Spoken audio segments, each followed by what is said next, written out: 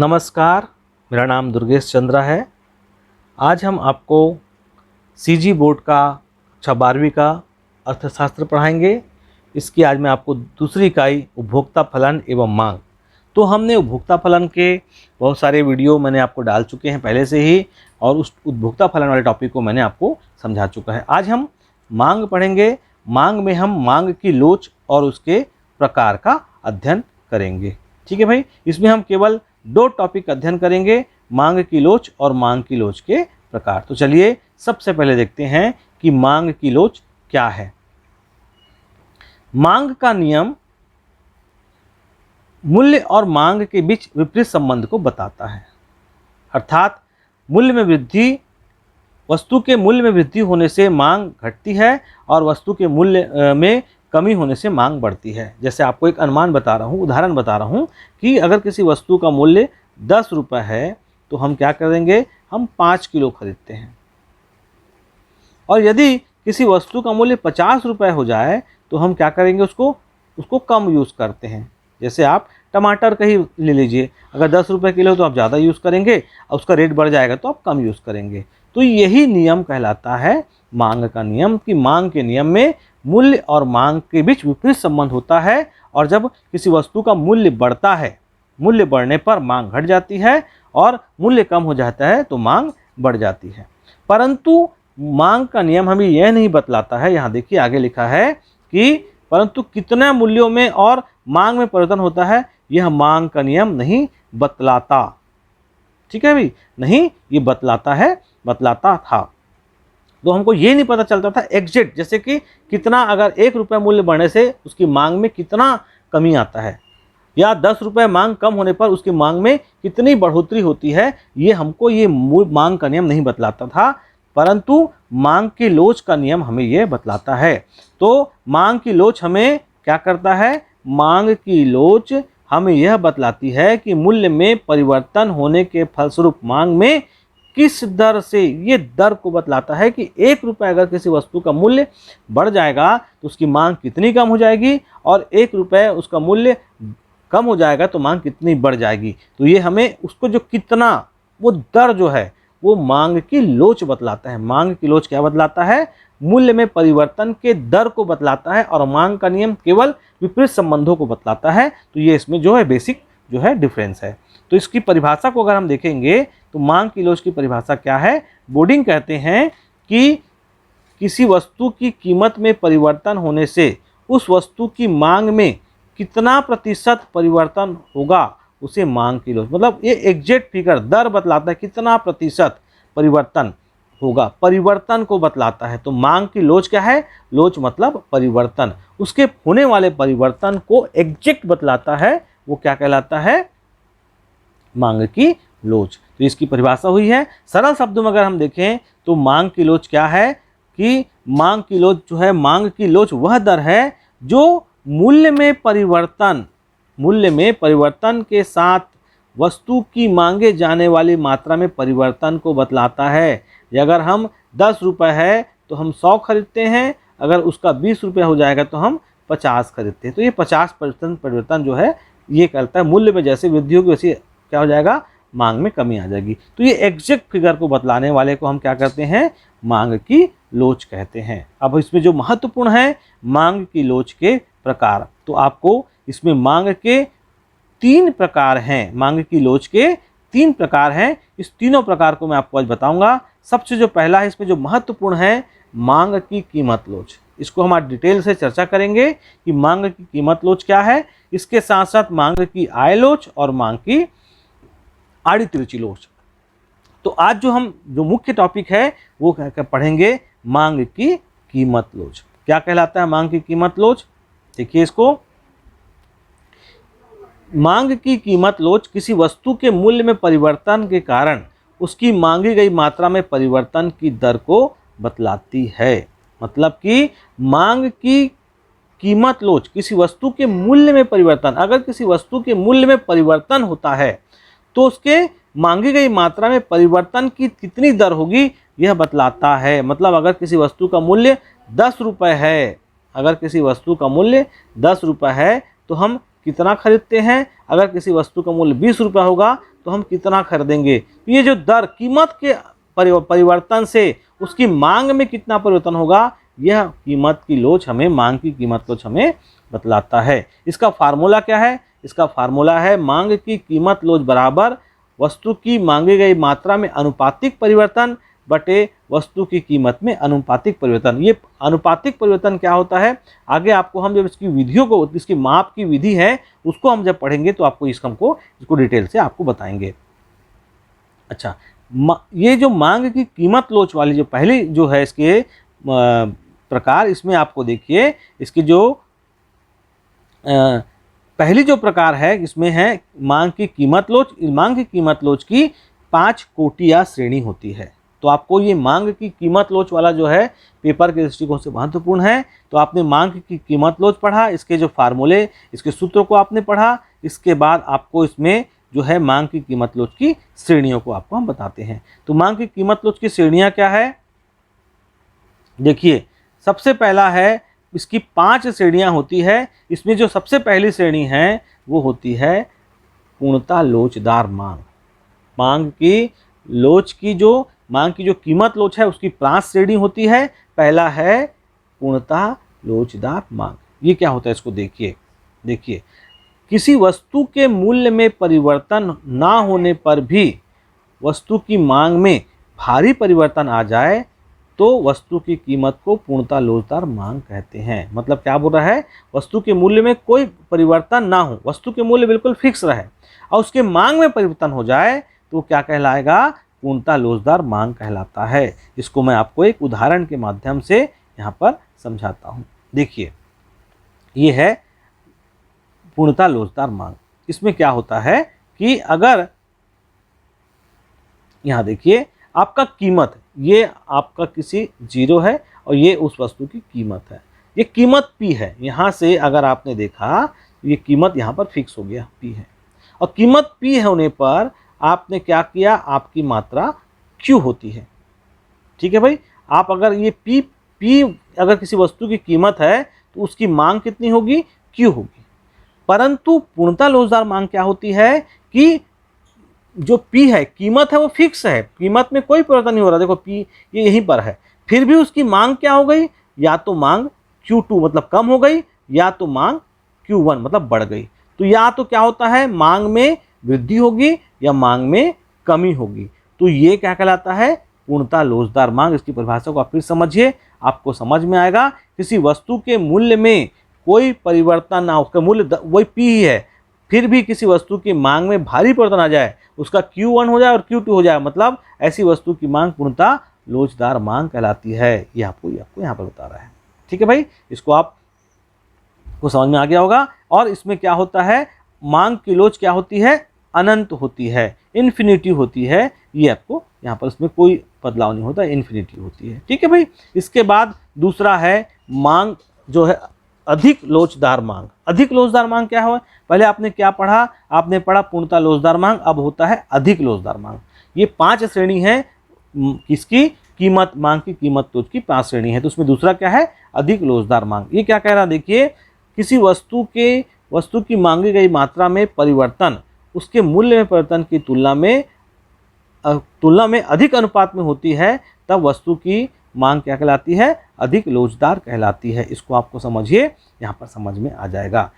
मैं इसको ग्राफ के माध्यम से समझाता हूँ। देखिए किसी वस्तु की कीमत है, ये 0 है, उसकी वस्तु की कीमत ये P है।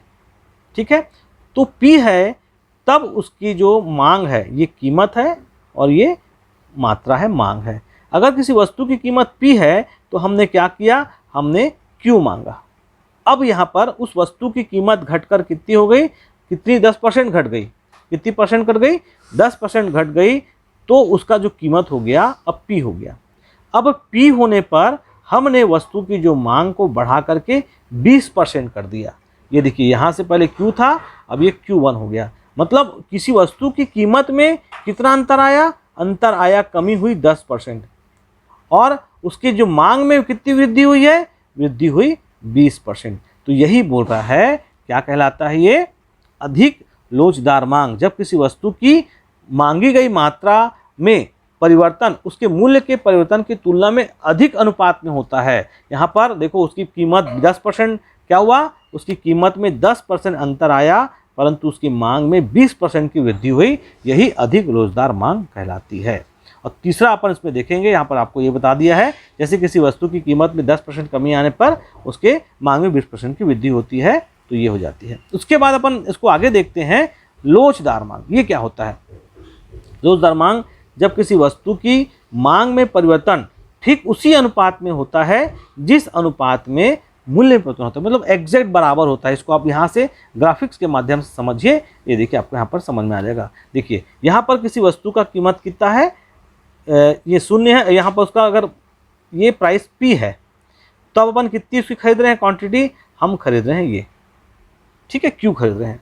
किसी वस्तु का कीमत P है तो हम उसकी वस्तु Q खरीद रहे हैं। अब उसकी वस्तु की कीमत में 25% कम हो गया, मतलब ये यहाँ पर कीमत आ गया।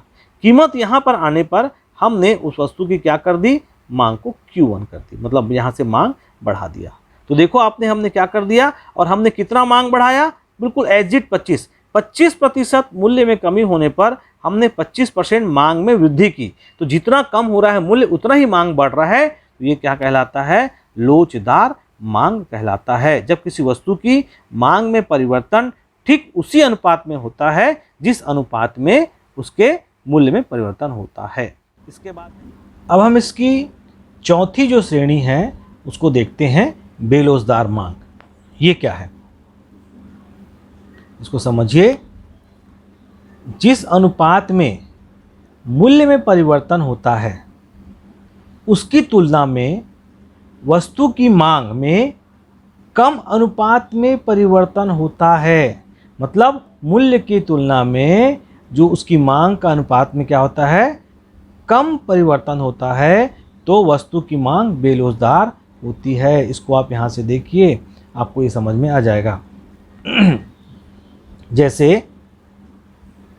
यहाँ से देखिए, जैसे एक वस्तु है, इसकी कीमत है P और एक इसकी क्वांटिटी है।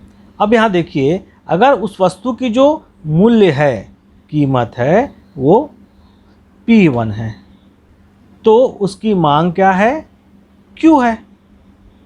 अब उस वस्तु की जो मूल्य है घटकर 25% कम हो जा रही है, मतलब ये P1 से आ जा रहा है सीधा P में, तो उसकी मांग में जो वृद्धि हो रही है वो मात्र 5% हो रही है। देखो यहाँ पर Q1 था, अब यहाँ से ये Q था, अब Q1 हो गया, मतलब केवल मांग में जो वृद्धि है 5% है, और मूल्य में जो कमी है, ये जो कमी है 25% कमी हो रही है, और वृद्धि केवल कितना हो रहा है, 5% वृद्धि हो रहा है। यही बोल रहा है कि अगर बेलोचदार मांग क्या है, जैसे किसी वस्तु के मूल्य में 25% कमी होता है, जैसे यहाँ 25% कमी हुआ और उसकी मांग में केवल 5% वृद्धि Q1 से Q यहाँ बहुत कम वृद्धि हुआ, तो ये क्या कहलाएगा, ये आपका जो है बेलोचदार मांग कहलाता है। इसके बाद एक होता है पूर्णतः बेलोचदार मांग। इसको आप समझिए, जब किसी वस्तु के मूल्य में बहुत अधिक परिवर्तन होने पर भी उसकी मांग में कोई, मतलब मूल्य में भले कम हो रहा है,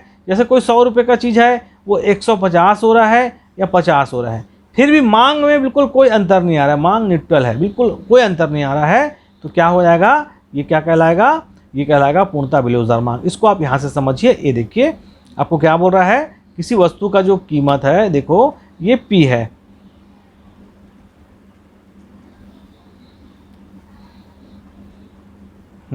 अब देखिए किसी वस्तु की कीमत P है और ये 0 है, यहाँ से इसकी मूल्य ये फिक्स मूल्य है, और यहाँ से अब इसका जो है, इसका जो क्वांटिटी है Q हो गया। तो देखिए यहाँ पर ये जो है आपका जो मात्रा है, कीमत के हिसाब से मात्रा यहाँ हो रहा है, Q हो रहा है, परंतु इसका मूल्य अगर बढ़ जा रहा है, ये P से क्या हो जा रहा है, P2 हो जा रहा है, तो भी इसकी जो मांग है वो स्थिर है, ये Q में ही है।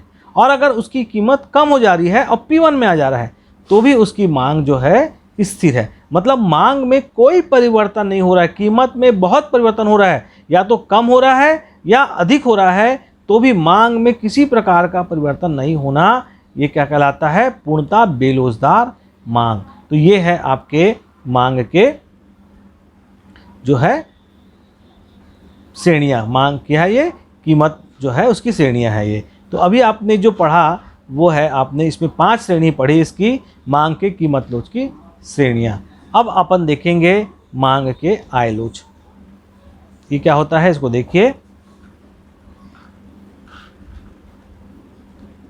अब हम देखेंगे मांग की आय लोच के प्रकार। तो अभी आपने मांग की आय लोच को देखा, इसके भी 5 श्रेणी या 5 प्रकार होते हैं, जैसे हमने पहले देखा था कीमत लोच की। उसी प्रकार मांग की आय लोच की भी 5 श्रेणियाँ प्रकार होते हैं। पहला इसमें है मांग की लोच इकाई के बराबर। ये क्या कह रहा है इसको आप देखिए, आपको ये समझ में आ जाएगा।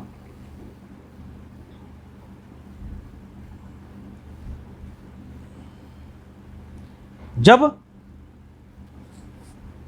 मांग में होने वाला परिवर्तन एवं उपभोक्ता की आय में होने वाला परिवर्तन एक दूसरे के बराबर होता है, मतलब जिस अनुपात में आय बढ़ता है उसी अनुपात में मांग बढ़ता है, तो मांग की इकाई के बराबर, मांग की लोच इकाई के बराबर होती है। इसको हम सूत्र के तौर पे जब समझाते हैं तो इलास्टिसिटी ऑफ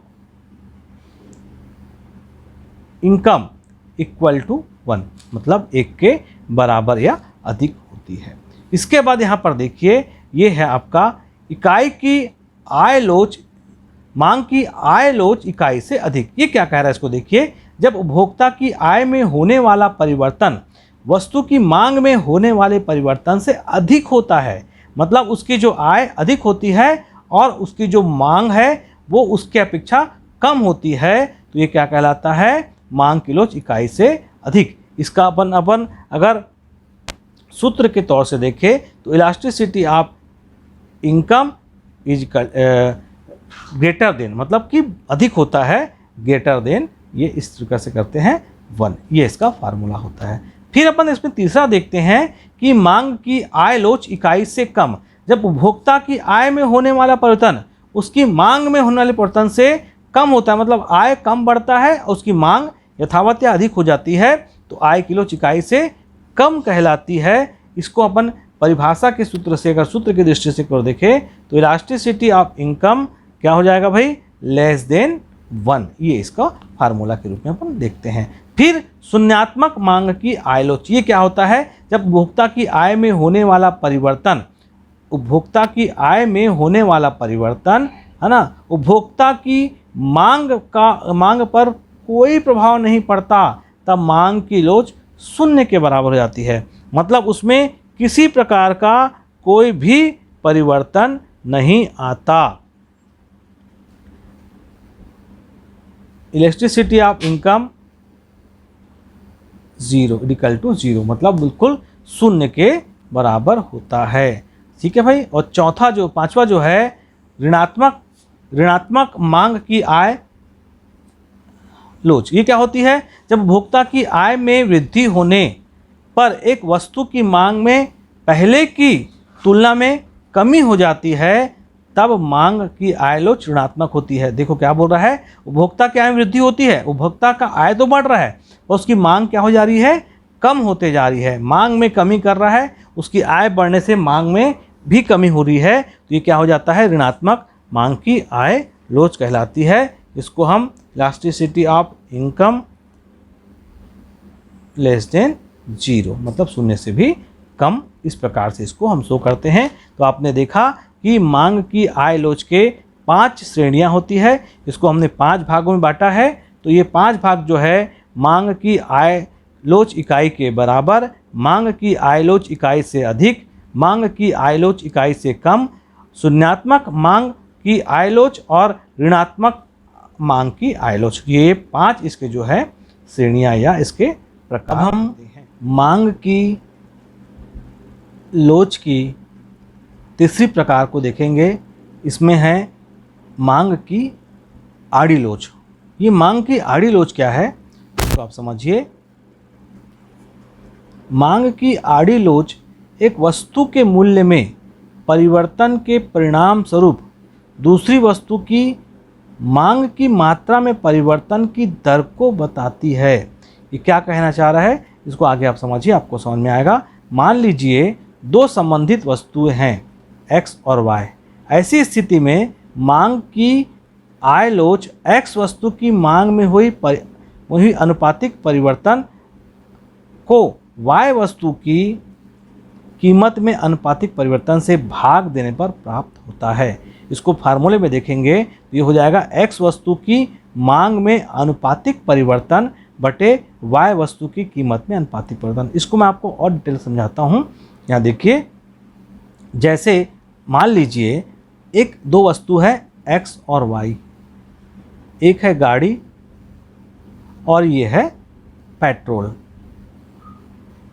इसका कहना ये है कि गाड़ी की तो मूल्य स्थिर है, 50,000 है मान लो।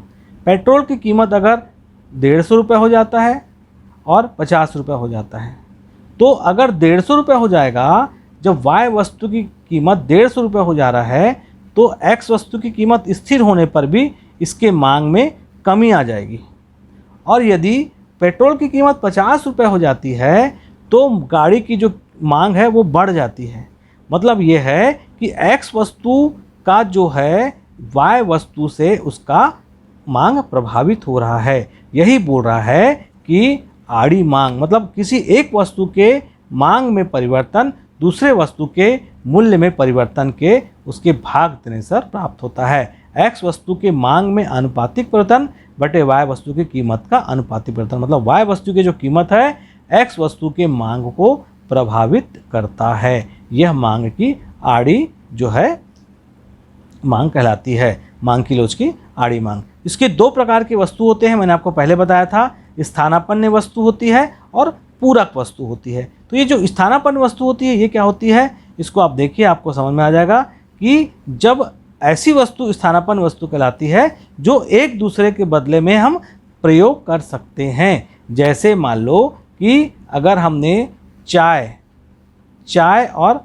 कॉफ़ी ये दो हैं, अगर कॉफ़ी की कीमत और चाय की कीमत 10 रुपये है तो हम कोई भी यूज़ कर सकते हैं। अगर चाय की कीमत 10 हो और कॉफ़ी की कीमत अचानक बढ़ के 20 हो जाए तो हमने क्या किया भाई, हमने कॉफ़ी का प्रयोग को कम करके चाय के प्रयोग को शुरू कर दिया। तो ये स्थानापन्न वस्तु क्या होती है, ये इस वस्तु के प्रभाव से इस वस्तु की बिक्री में बढ़ोतरी हो जाएगी।